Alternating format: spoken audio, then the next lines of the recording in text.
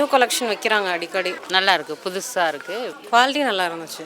மொத்தத்தில் இன்னும் ரேட்டு நிறையவா இருக்கும். Velavan stores, Usman road, T Nagar, Chennai மற்றும் தூத்துக்குடி. தமிழராட்சி பார்த்துட்டு இருக்க எல்லாருக்குமே வணக்கம். சீமானவர்களோட தமிழ் புலமையில யாருக்குமே எந்த சந்தேகமுமே இருக்கக்கூடாது அப்படின்றது இருக்கு. என்ன காரணம் அப்படின்னு பார்த்தீங்கன்னா, கிட்டத்தட்ட 2 மணி நேரமா ஒரு மேடையில் பேசுறாருனா கூட அவர் ஒரு ஆங்கில வார்த்தை கூட பேசாம எல்லா வார்த்தைகளிலுமே தமிழ்ல பேசக்கூடிய ஒரு நபர் அப்படின்னு நம்ம சொல்லலாம். இந்த நிலையில அடுத்த மாதம் சீமானவர்களோட நடிப்புல வெளிவர இருக்கிற படம் தான் எல்ஐகே. இந்த படத்துல சீமானவர்கள் கூட பிரதீப் ரங்கநாதன் அவர்கள், கீர்த்தி ஷெட்டி போன்றவர்கள்லாம் நடிச்சிருக்காங்க அப்படின்றது ஒன்று இருக்கு. எனவே இந்த ஹீரோயின் கீர்த்தி ஷெட்டி சீமானவர்கள் பத்தி பேசும்போது என்ன சொல்லியிருந்தாங்க அப்படின்னு பார்த்தீங்கன்னா, சீமார் சார் காம்பினேஷன்லயும் நடிச்சிருக்கேன். அவர் தூய தமிழ்ல பேசுறது ரொம்ப பிடிக்கும். நிறைய ஆங்கில வார்த்தைகளுக்கு பொருத்தமான அவரிடம் சுத்தமான தமிழ் வார்த்தைகள் கிடைக்கும். அதிலிருந்து நிறைய கத்துக்கிட்டேன். அவருடன் நடிச்சது ரொம்ப இனிமையான அனுபவமா இருந்துச்சு அப்படின்னு சொல்லிட்டு ஒரு தெலுங்கு நடிகையான கீர்த்தி ஷெட்டி அவர்கள் சொல்லியிருக்காங்க அப்படின்றது ஒன்று இருக்கு. சீமானவர்கள் ஒரு திரைப்படம் முழுக்க, வாழ்த்துக்கள் திரைப்படம் முழுக்க தமிழ் வார்த்தைகளாலேயே, அதாவது ஆங்கில வார்த்தையை கலக்காம முழுக்க முழுக்க தமிழ் வார்த்தைகள் வச்சு ஒரு திரைப்படம் எடுத்திருந்தார் அப்படின்றது ஒன்று இருக்கு.